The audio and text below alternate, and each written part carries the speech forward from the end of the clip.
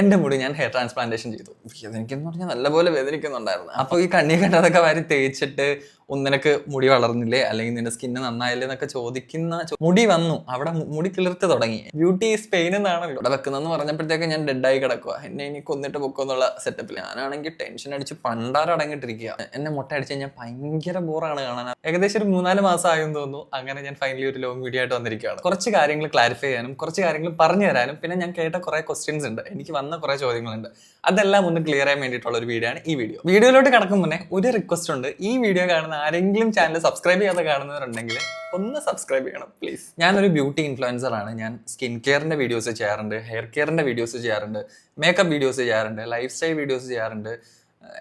എല്ലാം കുഴഞ്ഞു മറിഞ്ഞ് ഞാൻ കുഴഞ്ഞു മറിഞ്ഞ എല്ലാ വീഡിയോസും ചെയ്യാറുണ്ട്. എൻ്റെ ചാനലിൽ ഞാനത് പോസ്റ്റ് ചെയ്യാറുണ്ട്. പക്ഷേ മെയിൻ ഫോക്കസ് എന്ന് പറയുന്നത് skin care, makeup, hair care തുടങ്ങിയ കാര്യങ്ങളാണ്. ഇത് ഞാൻ പറയാൻ കാരണം ഈ വീഡിയോ കാണുന്ന അല്ലെങ്കിൽ ഞാൻ പ്രീവിയസ്ലി ഇട്ട ഒരു വീഡിയോ കണ്ട ഒട്ടുമിക്ക പേർക്ക് ഒരു ഡൗട്ട് ഉണ്ടാവും. ഇത്രയും സ്കിൻ കെയർ ചെയ്ത നിനക്ക് എന്തുകൊണ്ട് ഹെയർ ട്രാൻസ്പ്ലാന്റേഷൻ ചെയ്തു? അതാണ് ഇന്നത്തെ ടോപ്പിക്. എൻ്റെ മുടി ഞാൻ ഹെയർ ട്രാൻസ്പ്ലാന്റേഷൻ ചെയ്തു. കുറേ പേർക്ക് കുറേ ഡൗട്ട്സ് ഉണ്ട്. എനിക്ക് ഒത്തിരി കമന്റ്സ് വരുന്നുണ്ട്. ഇൻസ്റ്റാഗ്രാമിലാണെങ്കിലും ഇഷ്ടംപോലെ മെസ്സേജസ് വരുന്നുണ്ട്. അപ്പം മാക്സിമം എന്നെ കൊണ്ട് പറ്റുന്ന മാക്സിമം ഞാൻ കമന്റ്സിലൂടെ ആണെങ്കിലും ഇൻബോക്സിൽ ഞാൻ ഒട്ടുമിക്ക പേർക്കും റെസ്പോൺസ് ചെയ്തു.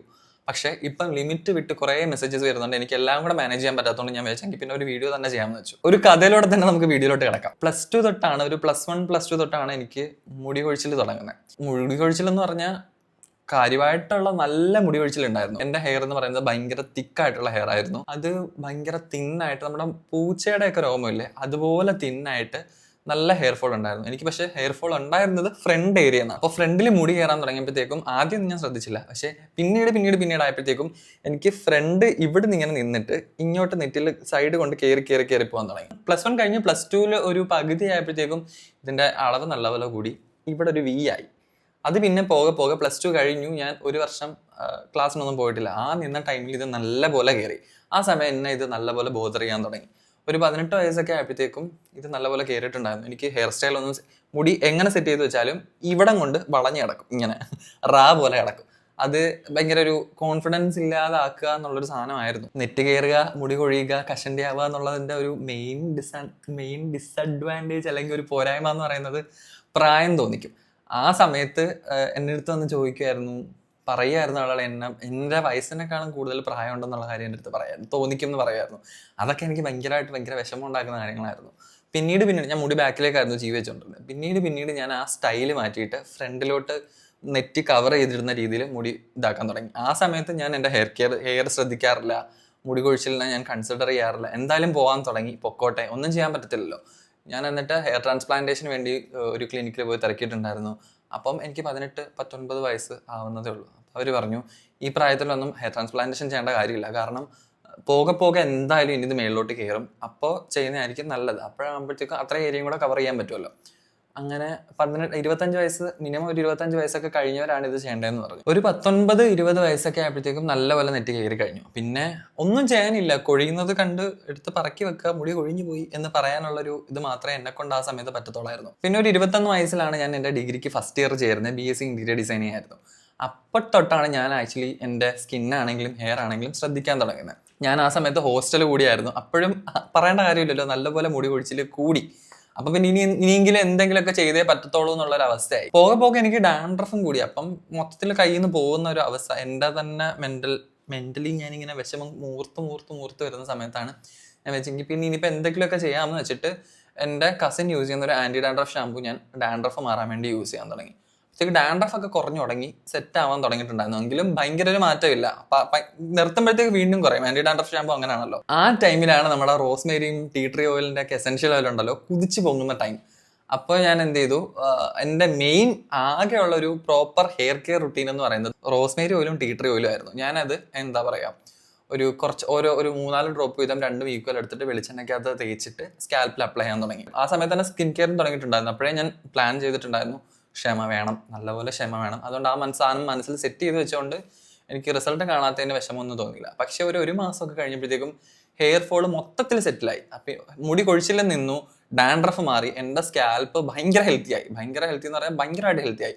എനിക്ക് എൻ്റെ മുടി കൊഴിച്ചിൽ കൺട്രോൾ ആയതിന് ഞാനൊരു ഭയങ്കര താങ്ക്സ് പറയുന്നുണ്ടെങ്കിൽ ആ സമയത്ത് റോസ്മേരി ഓയിലും എനിക്ക് 21 വയസ്സുള്ളപ്പോൾ ആ സമയത്ത് റോസ്മേരി ഓയിലും ടീ ട്രീ ഓയിലും ഒക്കെ പ്രൊമോട്ട് ചെയ്ത ആളുകളോടാണ് എനിക്ക് താങ്ക്സ് പറയാനുള്ളത്. കാരണം അതാണ് എന്നെ, ആ ഒരു റോസ്മേരി ഓയിലും ടീ ട്രീ ഓയിലും ആണ് എന്നെ ഭയങ്കരമായിട്ട് എൻ്റെ ഹെയർ ഫോളിന് കൺട്രോൾ ചെയ്തിട്ടുള്ളതും മുടി കിളിക്കാനും. എൻ്റെ മുടി 4 പോയാലായി എന്ന് പറഞ്ഞില്ലേ, ഇപ്പം എൻ്റെ മുടി കാണിച്ചെന്നാൽ നിങ്ങൾക്ക് മനസ്സിലാവും, നല്ലപോലെ തിക്കായിട്ടുണ്ട്. ഒരു ഹെയർ തിന്നിങ്ങോ കാര്യങ്ങളോ ഒന്നും എൻ്റെ മുടിക്കില്ല. പിന്നെ ആ സമയത്ത് വീക്കായിട്ട് നിന്ന, അല്ലെങ്കിൽ പൊഴിഞ്ഞു പോയിട്ട് ബേബി ഹെയർ വരും, ബേബി ഹെയറിന് ഭയങ്കര തിക്നെസ് ഒന്നും ഉണ്ടായിരുന്നില്ല, അതെല്ലാം നല്ലപോലെ തിക്കായിട്ട് വളരാൻ തുടങ്ങി. സ്കാൽപ്പ് ഭയങ്കര മൊത്തത്തിൽ ടോട്ടലി ഹെൽത്തി ആയി.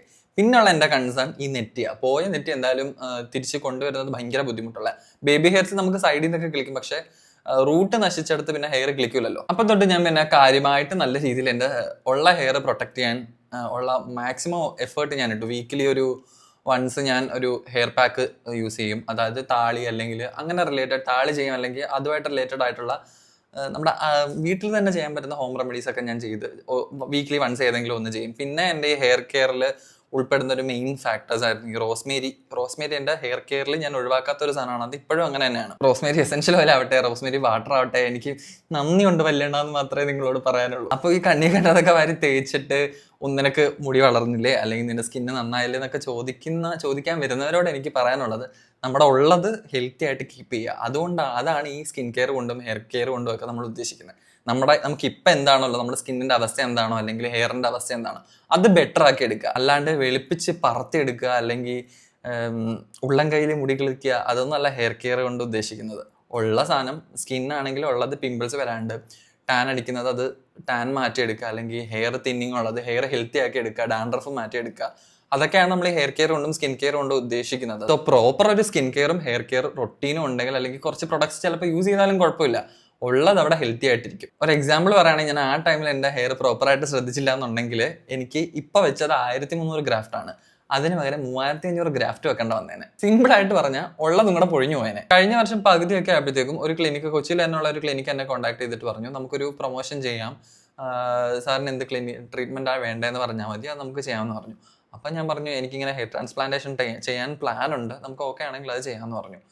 അപ്പം പോയി കണ്ടു, കാര്യങ്ങളെല്ലാം ചെയ്തു. പക്ഷെ എനിക്ക് അത്ര എന്തോ മൈൻഡിൽ സെറ്റ് ചെയ്ത് വെച്ചിരുന്നതുകൊണ്ടാണോ അതോ മനസ്സുകൊണ്ടൊരു സാറ്റിസ്ഫാക്ഷൻ തോന്നാഞ്ഞതുകൊണ്ട് ഞാൻ നേരെ അവിടുന്ന് ആ ക്ലിനിക്കിൽ നിന്ന് ഇറങ്ങിയിട്ട് എൻ്റെ ഈ ലാഡ് ഡെൻസിറ്റിയിലോട്ട് പോയിട്ട് ഡോക്ടറെ കണ്ടു, കൺസൾട്ടേഷനൊക്കെ എടുത്തു. അപ്പം തന്നെ ആ ഒരു മനസ്സുകൊണ്ട് എനിക്ക് ഭയങ്കരമായിട്ട് ഇഷ്ടപ്പെട്ടു. അറ്റ്മോസ്ഫിയർ ആണെങ്കിലും ഡോക്ടേഴ്സ് ആണെങ്കിലും പ്രോപ്പറായിട്ടെല്ലാം പറഞ്ഞു തരുന്നുണ്ടായിരുന്നു.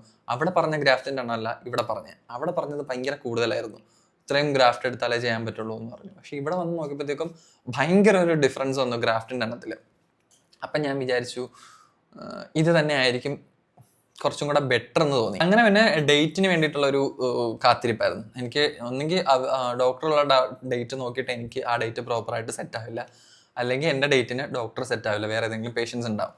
അങ്ങനെ നീട്ടി അവസാനം ഈ മാസം 4-ാം തീയതി ചെയ്യുന്നത്, മാർച്ച് 4-ാം തീയതിയാണ് എൻ്റെ സർജറി ചെയ്യുന്നത്. പിന്നെ എനിക്ക് മുടി വെട്ടി കളയാനോ അത്ര താല്പര്യമില്ല, കാരണം വീഡിയോസ് എടുക്കുന്നതുകൊണ്ട് എനിക്ക് എന്നെ മുട്ട അടിച്ച് കഴിഞ്ഞാൽ ഭയങ്കര ബോറാണ് കാണാൻ. അതുകൊണ്ട് ആ ഒരു മുഖമായിട്ട് എനിക്ക് ക്യാമറയുടെ മുമ്പിൽ നിൽക്കാനുള്ളൊരു ധൈര്യമില്ല എന്ന് തന്നെ പറയാം. അതുകൊണ്ട് മുടി വെട്ടണ്ട എന്നുള്ള കാര്യം ഞാൻ മുന്നേ പറഞ്ഞിട്ടുണ്ടായിരുന്നു. ഒരു 7 ദിവസം മുന്നേ ബ്ലഡ് ടെസ്റ്റ് എടുത്തു. പിന്നെ ഒരു ആന്റിഫംഗൽ ടാബ്ലറ്റ് ഒക്കെ ഒരു 7 ദിവസം മുന്നേ കഴിക്കാനുണ്ടായിരുന്നു. അതൊക്കെ കഴിച്ചിങ്ങനെ വെയിറ്റ് ചെയ്തിരിക്കുന്ന ടൈമിൽ ഞാൻ പോയി മുടിയൊക്കെ കവർ ചെയ്ത് വെക്കുന്ന രീതിയിൽ, ഈ ട്രാൻസ്പ്ലാന്റേഷൻ കഴിഞ്ഞാലും കവർ ചെയ്ത് വെക്കാൻ പറ്റുന്ന രീതിയിൽ ഹെയർ സ്റ്റൈലൊക്കെ സെറ്റ് ചെയ്തു. എനിക്ക് 4-ാം തീയതി രാവിലെ ഉറക്കം എണീറ്റപ്പോൾ തൊട്ട് ഭയങ്കര പേടിയും ടെൻഷനും. എന്താവുമെന്ന് അറിയത്തില്ല, ഇഞ്ചക്ഷൻ വെക്കണം, അതാണ് മെയിൻ സംഭവം. മരവിപ്പിക്കാനാണെങ്കിലും ഇഞ്ചക്ഷൻ വെക്കണമല്ലോ. എൻ്റെ ടെൻഷൻ അതാണ്. എനിക്ക് ഈ കുത്തുന്നതും എടുക്കുന്നതും സർജറി ചെയ്യുന്നതും ചോര വരുന്നതും, ചോര കണ്ടാൽ എനിക്ക് തല ഇറങ്ങും. അതൊന്നും ഒരു ടെൻഷനല്ലേ. എനിക്ക് മരവിപ്പിക്കാൻ വേണ്ടി സൂചി കുത്തുമല്ലോ, അതാണ് എൻ്റെ ടെൻഷൻ. ഞാനാണെങ്കിൽ ടെൻഷൻ അടിച്ച് പണ്ടാരടങ്ങിയിട്ടിരിക്കുക. അതിൻ്റെ ഇടയ്ക്ക് ഈ വീഡിയോ പ്ലേ ചെയ്യുന്നുണ്ടായിരുന്നു, ഈ ട്രാൻസ്പ്ലാന്റേഷൻ ചെയ്യുന്നതിൻ്റെ ഒക്കെ. അതുങ്ങളെ കണ്ടപ്പോഴത്തേക്ക് എൻ്റെ വേണ്ട, ഞാൻ വീട്ടിൽ പോകാമെന്നുള്ളൊരു സെറ്റപ്പിൽ എൻ്റെ മൈൻഡ് ഇങ്ങനെ പറഞ്ഞുകൊണ്ടിരിക്കുക. പക്ഷെ വന്ന് പോയില്ലേ, ഇത്രയും നാളത്തെ എൻ്റെ ഒരു ആഗ്രഹമാണ്. ഏകദേശം 18 വയസ്സിൽ തുടങ്ങിയത്, ഇപ്പോൾ 25 വയസ്സുണ്ട്. 19, 20, 21, 22, 23, 24, 27 7 വർഷം കൊണ്ടുള്ള എൻ്റെ ഒരു ആഗ്രഹമാണ്. അങ്ങനെ രണ്ടും കൽപ്പിച്ച് അകത്തോട്ട് കയറി മുടി ബാക്കിൽ നിന്ന് ട്രിം ചെയ്തു. ബാക്കിൽ നിന്നാണല്ലോ മുടി എടുക്കുന്നത്. ഡോക്ടർ വന്നു, ഹെയർ ലൈൻ മാർക്ക് ചെയ്തു. ഹെയർ ലൈൻ ആദ്യം മാർക്ക് ചെയ്ത ടൈമിൽ കുറച്ച് താത്തിയാണ് മാർക്ക് ചെയ്തിരുന്നത്. എനിക്ക് ഒട്ടും ആർട്ടിഫിഷ്യലായിട്ട് വേണ്ട, അതുപോലെ മുടി ഉള്ള ഹെയർ ലൈൻ തന്നെ മെയിൻറ്റെയിൻ ചെയ്ത് പോവുക, ആ കയറിയിരിക്കുന്ന ഭാഗം ഫില്ല് ചെയ്യുക എന്നുള്ളൊരു ഇത് മാത്രമേ എനിക്ക് ഉണ്ടായിരുന്നുള്ളൂ. അതുകൊണ്ട് ഞാൻ വീണ്ടും അതിൽ നിന്ന് മേളിലോട്ട് കയറ്റിച്ചിട്ടാണ് വീണ്ടും ഹെയർ ലൈൻ മാർക്ക് ചെയ്യിപ്പിച്ചത്. പണ്ട് തൊട്ടേ എനിക്ക് ഇഞ്ചക്ഷൻ പേടിയായതുകൊണ്ട് അതിൻ്റെ ഒരു ടെൻഷനിലിരിക്കുമായിരുന്നു. അപ്പോഴാണ് അവർ ട്രിപ്പ് ഇടാൻ വേണ്ടി കൊണ്ടുവന്നു. ഇവിടെ നിൽക്കുന്നത് എന്നെ എപ്പോഴൊക്കെ ഇഞ്ചക്ഷൻ എടുക്കാൻ വന്നാലും ഞാൻ ഇവിടെ ഇഞ്ചക്ഷൻ എടുക്കാൻ സമ്മതിക്കില്ല, വേദന എന്ന് പറഞ്ഞിട്ട്. ഞാൻ ആകെ സമ്മതിക്കുന്നത്, എനിക്ക് ആകെ പെയിൻ എടുക്കാത്ത ഒരു സ്ഥലം ഇവിടെ മാത്രമേ. പെയിൻ എടുക്കത്തില്ല എന്നല്ല, പെയിൻ എടുക്കും. അപ്പം ഇവിടെ ഡ്രിപ്പ് ഇടാൻ പറ്റില്ലല്ലോ. ഒന്നാമത് കിടക്കുന്നു, തിരിഞ്ഞും ഇതാക്കാൻ അനങ്ങാനൊക്കെ ചാൻസ് ഉള്ളതുകൊണ്ട് എന്തായാലും ഇവിടെ ഇട്ടാൽ പറ്റുള്ളൂ. അപ്പം ഞാൻ രണ്ടും കൽപ്പിച്ച് അവിടെ വെച്ച് കൊടുത്തു. പക്ഷേ അത്ഭുതം എന്ന് പറയട്ടെ, എനിക്ക് അവിടെ വേദനിച്ചില്ല. ഞാൻ തന്നെ ഹൗ മിറക്കിൾ എന്നുള്ളൊരു സാധനത്തിലായിരുന്നു. ഇനി പ്രൊസീജിയർ പറഞ്ഞുതരാം. ചിലപ്പം ബാക്കിയുള്ളവർക്കൊക്കെ ഡിഫറെൻ്റ് ആയിട്ടായിരിക്കാം ചെയ്തത്. എനിക്ക് അനസ്തേഷ്യ എടുത്തത് ഒന്ന് ഇവിടെ പിരുവത്തിന് മകളിൽ, ഒന്ന് ഇവിടെ, ഒന്ന് ഇവിടെ, ഒന്ന് ഇവിടെ. ഇവിടെ വെക്കുന്നതെന്ന് പറഞ്ഞപ്പോഴത്തേക്ക് ഞാൻ ഡെഡായി കിടക്കുക, എന്നെ ഇനി കൊന്നിട്ട് പൊക്കുമെന്നുള്ള സെറ്റപ്പിൽ. ആദ്യം ഇവിടെ എടുത്തു, നല്ലപോലെ വേദനിച്ച്, കരഞ്ഞില്ലെന്നേ ഉള്ളൂ. ഇവിടെ എടുത്തു, നല്ലപോലെ വേദനിച്ച്, അപ്പോഴും കരഞ്ഞില്ലെന്നേ ഉള്ളൂ. ഇവിടെ എടുത്തു, സെയിം അവസ്ഥ. ഞാൻ വിചാരിച്ചു എല്ലാം കഴിഞ്ഞല്ലോ, മൊത്തത്തിൽ മരവിച്ച് കാണുമെന്നൊക്കെ വിചാരിച്ചു. ഇവിടെ എടുത്ത് പിന്നെ അങ്ങോട്ട് മൊത്തത്തിൽ എടുപ്പായിരുന്നു. എനിക്ക് എടുക്കുന്ന എല്ലാം നല്ലപോലെ അറിയാൻ പറ്റുന്നുണ്ട്. മരവിച്ചിട്ടുണ്ടെങ്കിലും സൂചി കുത്തുന്ന നല്ലപോലെ അറിയാൻ പറ്റുന്നു. ഞാൻ വിചാരിച്ചു ഇപ്പം കഴിയും, ഈ മരവിച്ച് കഴിയുമ്പോഴത്തേക്ക് സെറ്റാവും. പക്ഷെ എനിക്ക് സ്കിന്നൊന്നും ഫീൽ ചെയ്യുന്നില്ല. തൊടുന്നതൊക്കെ അവർ എന്തോ റബ്ബർ ഷീറ്റിലിട്ട് തടവുന്ന പോലെ എനിക്ക് അവർ നമ്മുടെ തലയിൽ പിടിക്കുമ്പോഴൊക്കെ ഇതാക്കുന്നത്. പക്ഷെ അകത്തോട്ട് വെക്കുന്ന എല്ലാം എനിക്ക് നല്ലപോലെ അറിയാൻ പറ്റുന്നുണ്ടായിരുന്നു. പിന്നെ ഫുൾ മരവിപ്പിച്ചതിന് ശേഷം ഡോക്ടർ വന്നു. ഫ്രണ്ടിൽ എനിക്ക് മാർക്ക് ചെയ്തിട്ട് പഞ്ച് ചെയ്യാൻ തുടങ്ങി. ഞാൻ ചെയ്ത മെത്തേഡ് എന്ന് പറയുന്നത് sapphire FUE, real time FUE എന്ന് പറയുന്ന മെത്തേഡാണ്. അതായത് റൂട്ട്സ് എടുക്കുന്നു, കുറച്ച് റൂട്ട്സ് എടുക്കുന്നു, അപ്പോഴേ കൊണ്ടുവന്ന് ഇംപ്ലാന്റ് ചെയ്യുന്നു, വീണ്ടും കുറച്ച് എടുക്കുന്നു, അപ്പോഴേ കൊണ്ടുവന്ന് ഇംപ്ലാന്റ് ചെയ്യുന്നു. അപ്പം നമ്മുടെ റൂട്ട്സ് ഡാമേജ് ആവില്ല, കുറച്ചും കൂടെ ഹെൽത്തി ആയിരിക്കും, ആ ലൈഫ് തന്നെ നമുക്ക് കിട്ടും. നോർമലി ചെയ്യുന്നത് പോലെയല്ല സഫയർ ചെയ്യുമ്പോഴത്തേക്കും. Real time FUE. പിന്നെ സഫയർ ടൂൾ എന്താണെന്ന് വെച്ചാൽ ആ ടൂള് കൊണ്ടായിട്ടാണ് നമുക്ക് പഞ്ച് ഉണ്ടാക്കുന്നത്. അപ്പം ആ മാർക്ക് അവിടെ വിസിബിൾ ആവില്ല, കട്ടോ കാര്യങ്ങളോ ഒന്നും വിസിബിൾ ആവില്ല. ഭയങ്കര അത്രയ്ക്ക് മൈന്യൂട്ട് കട്ടാണ് ഈ സഫയർ ടൂൾ കൊണ്ട് പഞ്ച് ചെയ്തുണ്ടാക്കുന്നത്. ഫ്രണ്ടിൽ പഞ്ച് ചെയ്തൊന്നും എനിക്ക് വേദനിച്ചിട്ടില്ല, ഞാൻ അറിഞ്ഞിട്ടുമില്ല. അത് കഴിഞ്ഞിട്ട് ബാക്കിൽ ഹോൾ ഇട്ടു, പഞ്ച് ചെയ്തു. ആ റൂട്ട് എടുക്കേണ്ട ഭാഗങ്ങൾ മാർക്ക് ചെയ്തിട്ട് ഏതൊക്കെ റൂട്ടാന്ന് വെച്ചാൽ അത് പഞ്ച് ചെയ്ത് വെക്കും. ലാസ്റ്റ് ആണ് നമ്മൾ ഫിക്സ് ചെയ്യുന്ന, ഇംപ്ലാന്റ് ചെയ്യുന്ന ടൈമിലാണ് റൂട്ട് എടുക്കുന്നു, കൊണ്ടുവന്ന് വെക്കുന്നു, റൂട്ട് എടുക്കുന്നു, കൊണ്ടുവന്ന് വെക്കുന്നു. ഈ ടൈമിലൊക്കെ ഇടയ്ക്കിടയ്ക്ക് എനിക്ക് നല്ലപോലെ വേദനിക്കുന്നുണ്ടായിരുന്നു അവിടെ ഇവിടെയൊക്കെ ചെയ്യുമ്പോൾ. മുടി എടുക്കുന്നത് നമ്മുടെ ഡോണർ ഏരിയ ആണ്, അതായത് ബാക്ക് സൈഡിൽ. ഒറ്റ സ്ഥലത്ത് നിന്ന് ആയിരിക്കില്ല, ഓരോരോ മുടി വെച്ചിട്ട് അവിടുന്ന് ഇവിടുന്നൊക്കെ ആണ് മുടി എടുക്കുന്നത്. അപ്പൊ ഒരു പാച്ചായിട്ട് കാണാൻ പറ്റില്ല. മുടി വളരുമ്പോൾ ആ ഒരു സ്പേസ് കവറായി പോകും. വേദനിക്കുന്ന പറഞ്ഞാൽ നല്ലപോലെ വേദനിക്കുന്നുണ്ടായിരുന്നു. അപ്പം ഞാൻ അവരോട് പറഞ്ഞു, എനിക്ക് വേദനിക്കുന്നുണ്ടെന്ന് പറയുന്ന ടൈമിൽ എനിക്കൊരു 30 സെക്കൻഡ് 40 സെക്കൻഡ് ബ്രേക്ക് ചെയ്യും, റിലാക്സ് ആക്കും, വീണ്ടും അനസ്തേഷ്യ എടുക്കും. പിന്നീട് അനസ്തേഷ്യ എടുക്കുമ്പോഴൊന്നും വേദനിക്കുന്നില്ല. എനിക്ക് പഞ്ച് ചെയ്യുന്ന ടൈമിലും അകത്ത് എടുത്ത് ഇംപ്ലാന്റ് ചെയ്യുന്ന ടൈമിലൊക്കെ ആയിരുന്നു വേദനിക്കുന്നത്. അപ്പോൾ വേദനിക്കുമ്പോഴെല്ലാം ഇവർ അനസ്തേഷ്യ തരുന്നുണ്ടായിരുന്നു. അതുകൊണ്ട് ഒരു ഓക്കെ ആയിരുന്നു, കംഫർട്ടബിൾ ആയിരുന്നു. ഞാൻ ഇടയ്ക്ക് വെച്ച് ഉറങ്ങി. ഒരു 4-4.5 മണിക്കൂർ, 1 മണിക്ക് 1:30 കയറി. 1:50 എൻ്റെ ടെസ്റ്റിങ്ങും കാര്യങ്ങളും എല്ലാം. അനസ്തേഷ്യ ടെസ്റ്റ് ചെയ്തിട്ട് അലർജി ആണോ എന്നൊക്കെ നോക്കിയത്. അതെല്ലാം കഴിഞ്ഞു. 2 മണിക്ക് സർജറി സ്റ്റാർട്ട് ചെയ്തു. 6:30 ആയപ്പോഴത്തേക്കും സംഭവം മൊത്തത്തിൽ കഴിഞ്ഞു. ഇറങ്ങിയപ്പോഴത്തേക്ക് എനിക്ക് ചെറിയൊരു തലചുറ്റലൊക്കെ പോലെ ഉണ്ടായിരുന്നു. കാരണം അനസ്തേഷ്യ ഒത്തിരി കുത്തിയല്ലോ, മരവിക്കാത്തത് കൊണ്ട് ഒത്തിരി കുത്തിയിട്ടാണ് എടുത്തത്. അതുകൊണ്ട് ചെറിയൊരു ഇതൊക്കെ ഉണ്ടായിരുന്നു. അതെല്ലാം എന്നെ സെറ്റാക്കി പറഞ്ഞ് ഓക്കെ ആക്കി റിലാക്സ് ആക്കി എണീപ്പിച്ചു. ഞാൻ വെച്ച് ചുറുചുറുക്കോടെ ഓടിച്ചാടി ഇറങ്ങി പോകാമെന്നൊക്കെ വിചാരിച്ചിട്ടാണ് ഞാൻ സർജറിക്ക് വന്നത്. പക്ഷെ ഓവർ അനസ്തേഷ്യ ആയതുകൊണ്ടും ചോര കണ്ടാൽ തലയിറങ്ങുന്ന സ്വഭാവം ഉള്ളത് കൊണ്ടും കുറച്ച് ചോരയൊക്കെ പോയിട്ടുണ്ടായിരുന്നല്ലോ. അപ്പോൾ ചോര ക്ലീൻ ചെയ്ത് വെച്ചിരിക്കുന്ന തുണിയൊക്കെ കണ്ടിട്ട് എൻ്റെ ബോധം പകുതി പോയിട്ടുണ്ടായിരുന്നു. പിന്നെ എണീറ്റ് പുറത്ത് പോയി. അന്ന് തന്നെ വീട്ടിൽ പോകാം. ആ 4 മണിക്കൂർ 4.5 മണിക്കൂർ സർജറിയുടെ പ്രൊസീജിയറേ ഉള്ളൂ. ഭയങ്കര ഒരു സർജറി ആണെന്ന് പറഞ്ഞാൽ പേടിക്കാൻ വേണ്ടിയിട്ട് എന്തെങ്കിലും ഉണ്ടോ എന്ന് പറഞ്ഞാൽ അതുമില്ല. ഇഞ്ചക്ഷൻ പേടിയുണ്ടെങ്കിൽ പേടിച്ചു, കുഴപ്പമൊന്നുമില്ല, നാളത്തേക്ക് വേണ്ടിയിട്ടാണല്ലോ.